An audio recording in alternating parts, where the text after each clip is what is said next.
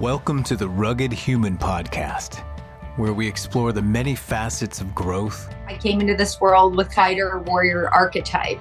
Business and entrepreneurship. The military was interesting for me. All while finding our own unique life balance. Wasn't going to help me figure out who the heck I was. I'm your host, Jared Foose.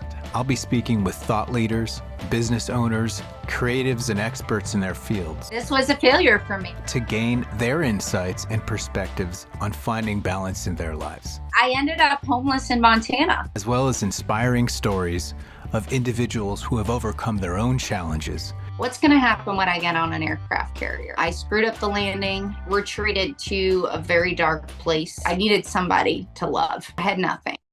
Clio Carroll, welcome to the Rugge Human Podcast. Anyway, Clio, thanks for showing up and being on the podcast. I just wanted to kind of give you a quick little intro and just talk a little bit more about your story. And that's really why I wanted to get you on. Is Sure. that you kind of had a tough upbringing. You grew up in the Northeast and you made your way into the military, and then at that point you got through the military. You ended up becoming a single mother, and you've really persevered, and you've gone through some tough times, and you've turned yourself into a very successful young entrepreneur, in the real estate business down in the middle of North Carolina in the Pinehurst area. That's kind of near Fort Bragg. A lot of the military, I think special operations folks are down there. Is that correct? Oh, yeah. Yeah. All the boys and girls are here. So anyway, that's kind of, that's my version of your story. But I'd really love to hear, what your version of it. Why don't you give me a little bit about you as, from your perspective, and then we can start there. How about that? Sure. I think I came into this world with kind of that fighter warrior archetype, and that hyper independent. If someone can't do this for me, I'll figure out a way to do it myself. I'm in the special operations forces part here, and something I've learned saying is we're still in the fight. And I think about my life that way. I just always stayed in the fight. Mm-hmm. From the beginning, and that's something I'm grateful for. That started from the time I was 10 when I wanted a new lacrosse stick and a North Face backpack, and it wasn't happening at home. So I found a job on a farm in my hometown and would ride my bike there and pick vegetables. The military was interesting for me. Growing up in the Northeast in a blue state in a wealthy town, that wasn't something that was talked about. We took the SAT, we didn't take the ASVAB. And when I went down to University of Maryland for college, I got introduced to the U.S. Naval Academy because it was in Annapolis, close to my school, and got to know some of the people there. I remember really enjoying the camaraderie. And at the time, I thought my trajectory was just going to be to go make a lot of money. Inside this warrior, there was a sadness, an emptiness of the heart, and really feeling just like I was never anything, but always fighting to figure that out. And things got so bad for me that I realized just going to work on Wall Street or in the DC area wasn't going to help me figure out who the heck I was. So I made the crazy choice to drive myself to Montana and join this trail building AmeriCorps group out there called the Montana Conservation Corps. It's part of AmeriCorps. And what you do is you go work on federal lands. So National Park Service, Bureau of Land Management, et cetera. And you build trails with your bare hands in the woods. This was a failure for me. I totally jacked that up. I didn't last more than 2 months because I was doing my Lindsay Lohan thing, and we'll talk about that later. But I ended up homeless in Montana. That was the first time I experienced having to go on public assistance. I went and I got food stamps and learned about that process and got off of those pretty quickly. That for me was like a very much a character shaping experience. Growing up in a wealthy white suburb, I always thought I was the poor kid. When you're in Billings, Montana, and people are living in single wides with holes in them, you get a new perspective and gratitude on life. That was character shaping. I was the girl who had something called depression that everybody thought was just me feeling sorry for myself, who disappeared. One of the things I tried to do when I got to that point of homelessness was join the Air National Guard in Montana and become a crew chief on F-16s. There was something about flying I'd always loved. It went back to my dad building jet engines growing up in Connecticut. I love the smell of coolant. Let me guess. Pratt and Whitney? How did you know? I grew up in Connecticut. You start from Connecticut. And I remember the air shows and I remember going to MAPS, the Military Entrance Processing Center in Butte, Montana. It's not but, it's Butte. And I broke down there to the dock and I was like, I'm not doing too hot mentally. And he's like, all right, well, we're not going to be able to let you in the Air National Guard. So I go back to Billings, keep working my 3 jobs, start digging myself out of that hole and decide it's time to go back to the East. And ended up through one connection from business school at Maryland, getting a job running a physical therapy office in New Jersey. Very low self-esteem. I'd gotten myself to the point of using food to soothe. So I was 50 pounds overweight. And that was a painful time because that was when I really realized the people who I thought were my friends in college were not going to show up. Ended up being just an amazing experience. And again, something that shaped me for the trials I would face later. Yeah. I did a total rebuild. There was a lot more opportunity for income in South Jersey than in Montana. They're saying in Montana, you can't eat the scenery. I did not care about social life. I didn't have the self-esteem for a social life. Just wasn't really a thing for me. I was just trying to survive. And I think there's beauty in that. And you can't afford a garbage can, so you're using grocery bags, and you're trash picking at night on walks. And so that's what's interesting about my story. In total, my military experience is only 2.5 years. I'm going to be really transparent about it. A lot of people aren't, but I'm going to be. Because I think people who don't make it, especially women, need to understand that it's not their fault. Right. And it's important to know that the way that I really figured out who I was during this time and during my time in Montana, not when I had a bunch of friends and appeared to be cool. Okay. It was this time. And it's interesting because I figured out I was cool. I mean, I was about it, listening to Top Gun every day, and I ended up getting a pilot slot with the Navy. And I didn't know about balance then. So I was just hitting walls, right? Just tired. I get into the Navy and it was interesting, like things kind of fell apart for me as from a focus standpoint because I was so out of my element that I had to go back to old ways of coping to try to fit in. And despite the fact that I excelled physically and academically, there was already a spotlight on me because I was a female and because I was going for an elite career path. But part of my authentic self is being silly and fun. And when you add the fact that I was drinking with the boys to that, I was a little bit rowdy. Yeah. And the command noticed that. What was the culture like? I mean, how did you, as a young woman in the military, how did you start handling that? What were your, tell me a little bit about that. Sure. So to be honest, I'd always been a girl who was friends with the guys. And I don't mean in a way that like, not so she slept with all of them, so they liked her. I did well becoming friends with my peers. Those guys respected me because they knew what I had done before I came in. It was the leadership, the old heads of the Navy that saw me and were like, she's not taking this seriously. Right. And they couldn't see what was in my heart, right? Because all they saw was this bubbly blonde girl. And I didn't understand what I was putting out there. I had no idea. So I got assigned for actual flight school. First, you do a series of academics and survival training, and then you get assigned to where you're going to do your primary flight training.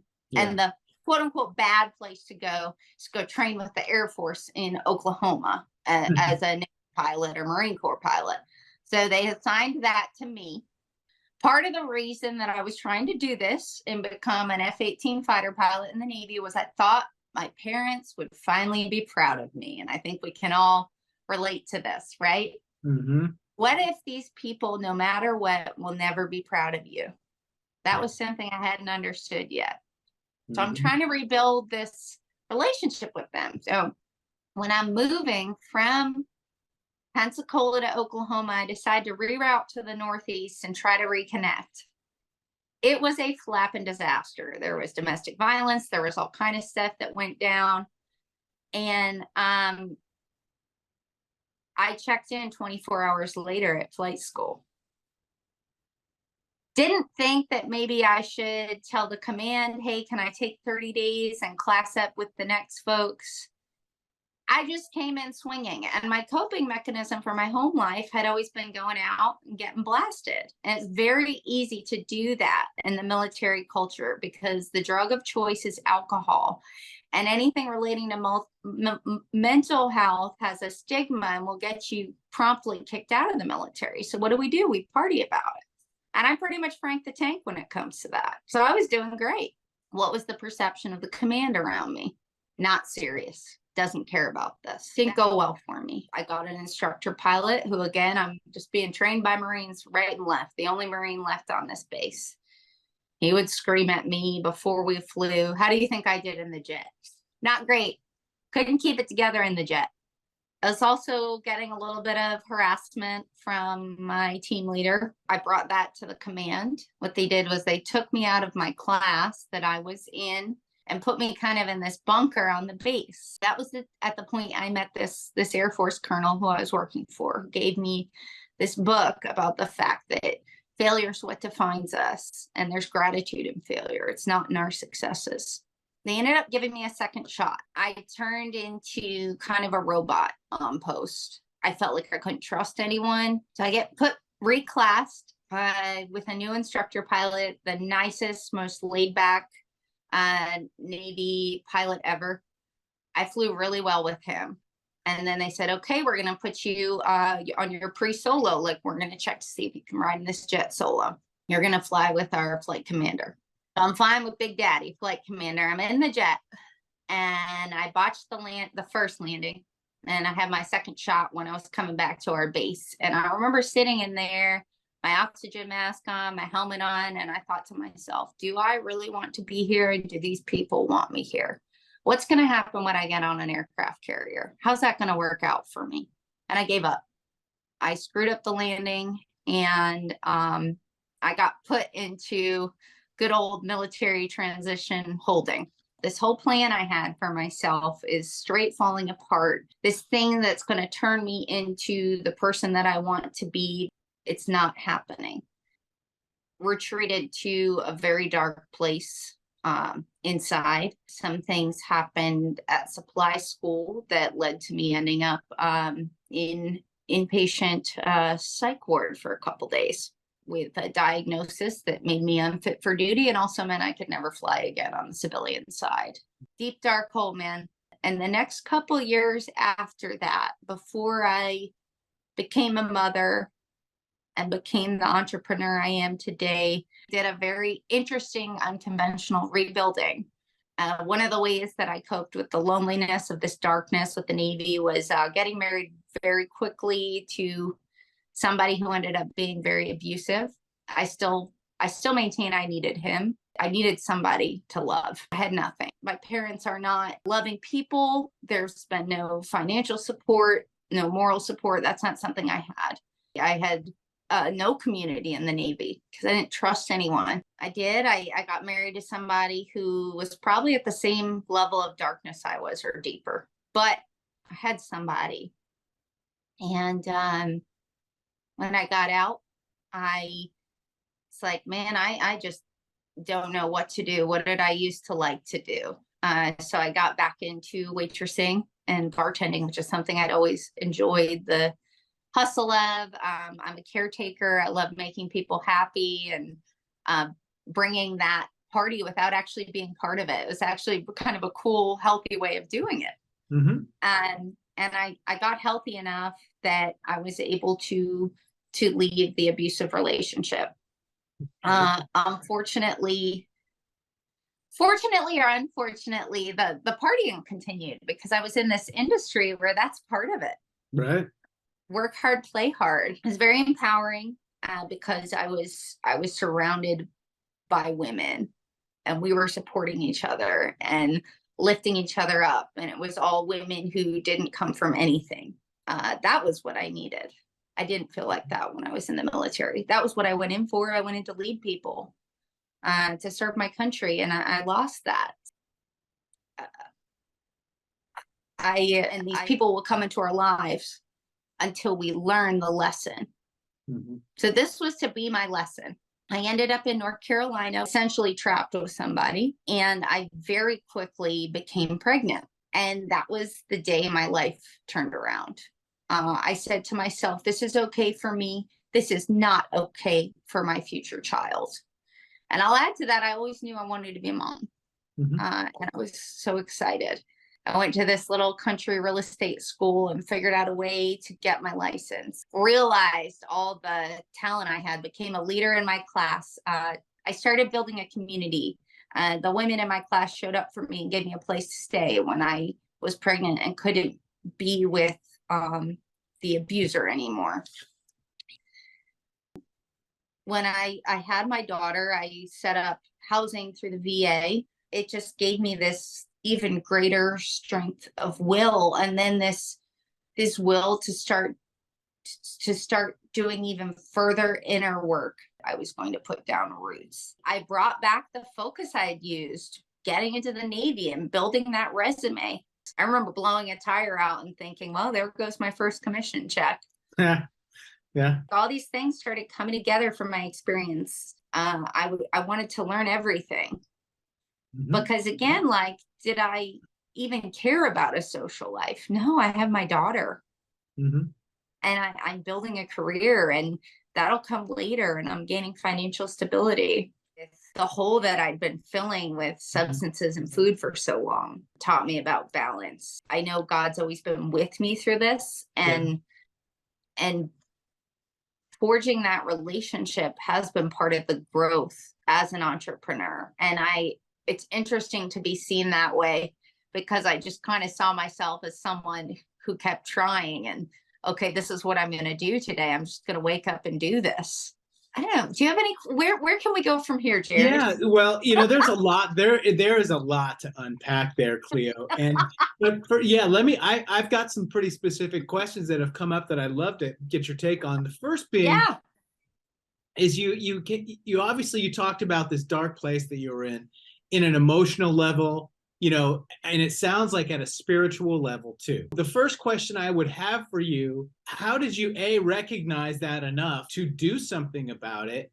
And then B is, how do you use spiritual tools and emotional tools to move through these issues that you obviously move through, and you might help somebody else? Well, let's start by one of my favorite quotes is, it takes courage to show weakness. Mm-hmm.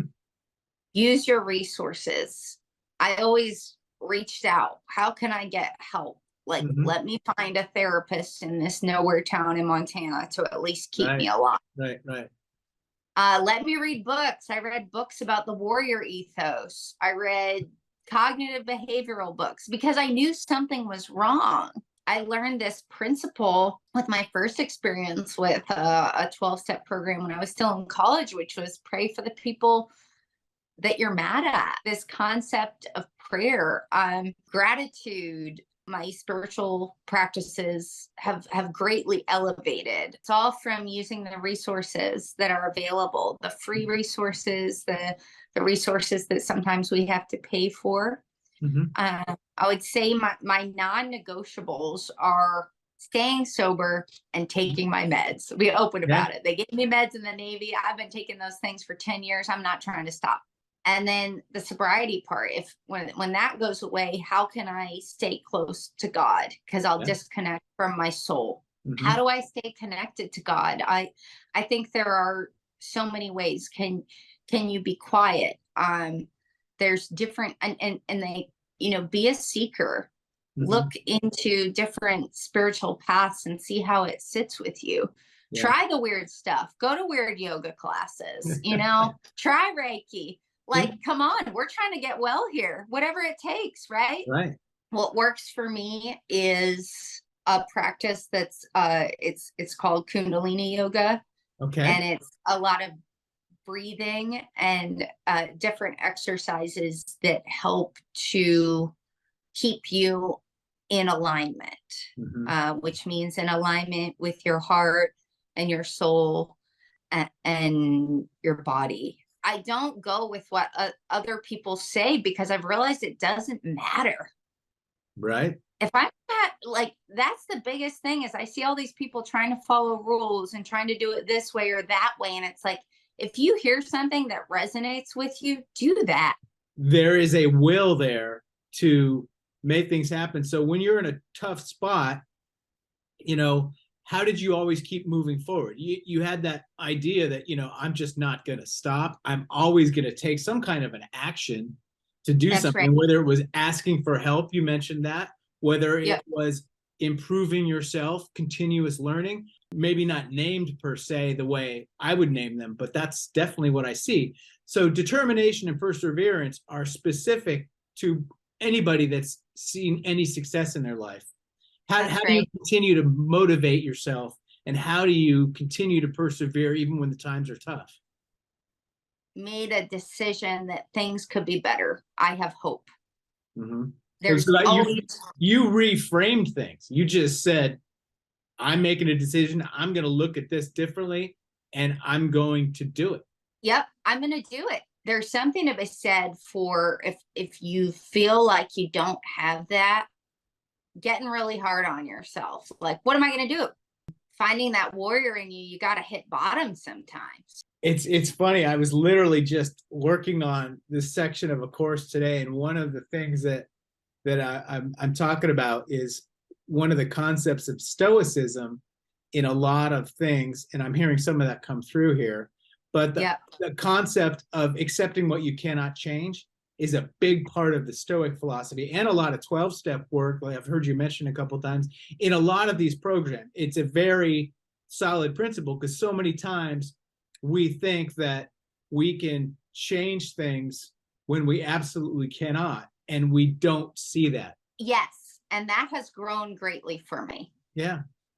Self-forgiveness and self-compassion is something I found by reaching out to those resources, because being hard on myself is part of what got me here. I'm grateful for that piece of me, but it doesn't always jive, because then sometimes you're so hard on yourself, you're forgetting, hey, that wasn't something I could have controlled. Right. And that human aspect, how long did I think to myself, if I had been stronger, the things my parents did wouldn't have hurt me. I'm just a weak person. Right. That's not true. And coming to that realization, realizing that is in and of itself a massive win in any personal growth story, right? But the only way you're going to get there is by getting up every day and building your foundation. And something that I've always done is I've put finances first. If I can't pay my bills, I'm not doing anything. Right. If I don't have a roof, and being very humble about it. You need to shop at Walmart and rent a room, you damn well better be doing that. Like, I think a lot of people are really soft. I don't know if this is good, I'm saying this or not, but like, be willing to do whatever it takes. Understand there's always a way. We live in, this is going to come off, this is just what I believe. I believe we live in the greatest country in the world. Okay. I do. And I believe that if you cannot make it here, where the heck can you make it? If you are willing to sacrifice. Yeah. And like, no, not everybody's going to have a 2,500 square foot house with air conditioning. You might be in a room with a box air conditioner for a little while. But you can move up. We don't have caste systems here. Yes, we have a disparity of wealth and poverty. I believe that if you are willing to be humble in the way that you live, you can come back from anything. Absolutely. And you will find your community. You might lose the people who weren't really your friends. It takes a long time to learn. People put their trust in the wrong people. They rely on other people's opinions on things like that. And they don't do enough self-examination to find out the true strength within themselves. Ooh, I just really quick, time alone. Take your time. Time alone, guys. Why are we going to parties that we don't want to go to with fake people when we could be spending time unwinding from all our hard work and continuing to discover ourselves?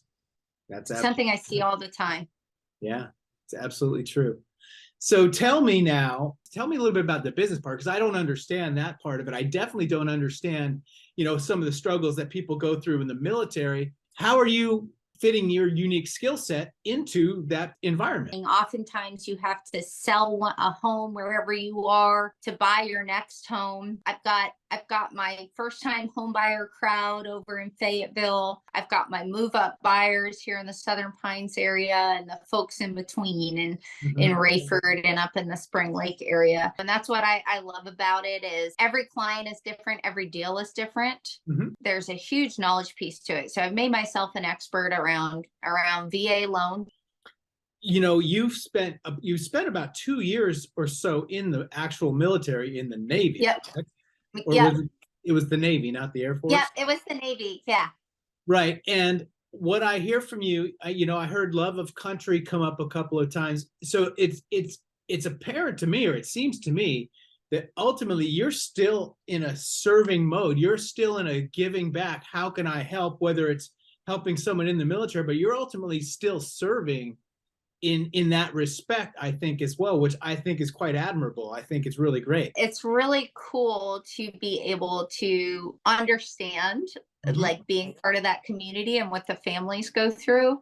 Yeah. And to still be a part of it. Special things for my military clients. There are certain things I'll pay for them, or if I'm listing a house, I give them a special rate. Just different things I can do to try to ease their burden. And so I still get that leadership piece too. And from being at a big firm, I'm able to help other agents who are growing. So there is a lot of service and fulfillment in this. And in building this niche, I often think that things kind of happen by accident. They're just, you end up where you're supposed to be. I really wasn't sure if I was going to leverage the veteran thing too much. I feel like I didn't really do that much. I wanted to, but I never got to be in the fleet or, be working close air support for any of our teams on the ground. So to be able to help them from this perspective is huge. I'm grateful for that opportunity. And I didn't mean to become the military go-to, but it happened. I'm a firm believer in that you will attract the things that you set your mind to. And I'm a firm believer in the science behind that too, because, when somebody gets to a very determined mindset, they ultimately start shifting their behaviors, even their micro behaviors and their micro expressions, the way they hold themselves, that eventually will get them closer to their goals. So, that's the science behind it. And now you've aligned yourself to be able to maximize your own set of skills. And I love that law of attraction because there might have been some subconscious to it. I bet there's a lot of subconscious to it. Right? My authentic self, the more it was like, okay, these are the kind of buyers and sellers I'm attracting. Just from, I'll talk about everything I do on social media. I like to educate people. And it ended up being that if I was doing things around the military, I'm teaching about them. And I wanted to teach people about this area. And of course, there's the golf aspect. But between you, me, and the tree, I don't have the time or the money to go play golf.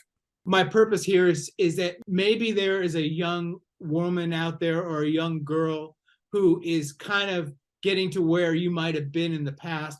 What can you tell that young person that's going to help them as they move forward in their life? When you're afraid, lean into it. Keep putting yourself and your child first, doing the same things over and over. Expecting a different result. So change. Be better. I've got it on my wall back there. You can't see it in this shot, but the world changes. Don't be afraid to change with it. And don't be afraid to take risks. And as long as you keep waking up and staying in the fight, just get back up. It's all going to be okay. It can't not be okay if you're trying. That's the deal. It just cannot not be okay if you're trying. I promise you that. All right. Well, let's call that a wrap on this. Okay. That's right. Thank you so much for being with me on the Rugge Human Podcast, because everything that I consider to be a rugged human, I think you exhibiting all of that, whether it's, self-examination, whether it's always learning, whether it's trying to make yourself better, and whether it's finding balance. That's my big shtick on this for the most part, is finding some balance in life, right? And that feels good when you get to that place. And you'll get there. And you're in the middle, right? Yep. But I've been in the other places. Just stay in the fight. You'll get there. You'll find that balance.